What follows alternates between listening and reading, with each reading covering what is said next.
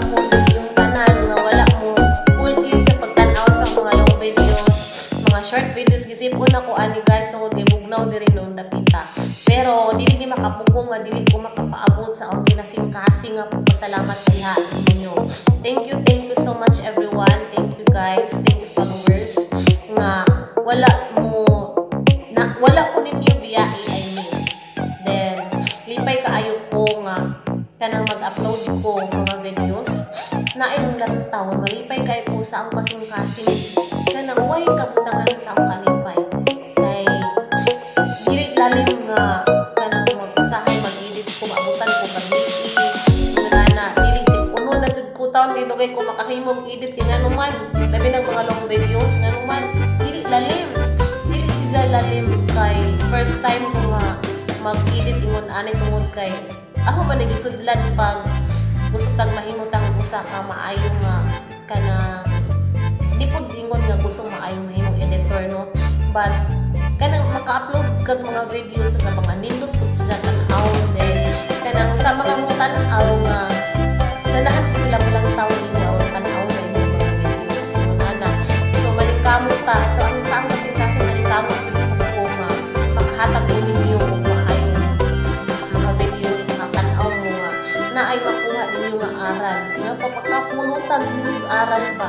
Tungod kay, usa naman ko ka mama, so mostly din ako gina-post mga labi na sa mga long videos is kanang na ay para na ako yung mga anak. Ano mo dyan yung pagkabang mga anak? Tinuod dyan na. Tungod kay, pamilyado naman ta, na aman tay pamilya, na atay mga anak, na atay iba na of course, proud kaayo ko nga mother, proud ko nga kaayo ko nga housewife, yung anak, but kanang ay diha lang gud sa Ginoo ang tanan tungod kay there are times nga naaman tay mga kalisod but totally ang Ginoo gyud nagka-provide. Then salamat kay ko sa mga blessings nga gihatag sa Ginoo labi na sa mga anak sa kusog ingon anak sa kanang kabasog sa among mga pangluwas sa mga sipon pa na diha unsa pay mga hitabo anak but still God is in control. And we all know that God is in control sa ato ang mga kinabuhi sa matag usa nato.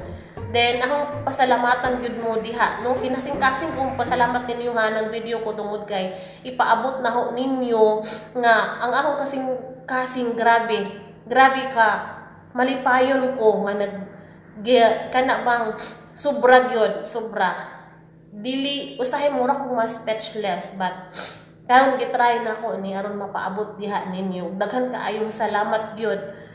Then sa akong mga anak, na ako'y upat ka buok mga anak, puro sila babay.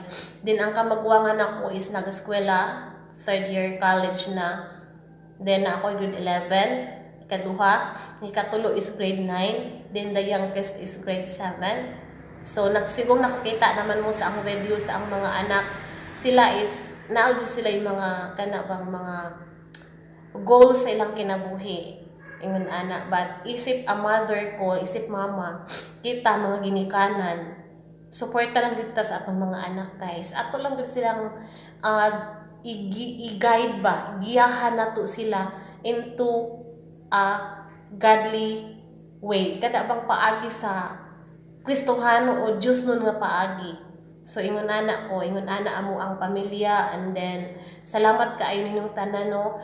Please kung kanang share ning maong video then ayaw usab kalimot nga i-like ko. Syempre depende ninyo but thank you so much. Ayaw kalimot sa pag-follow sa mga makakita niyang maong videos. Thank you so much guys. Thank you everyone and God bless.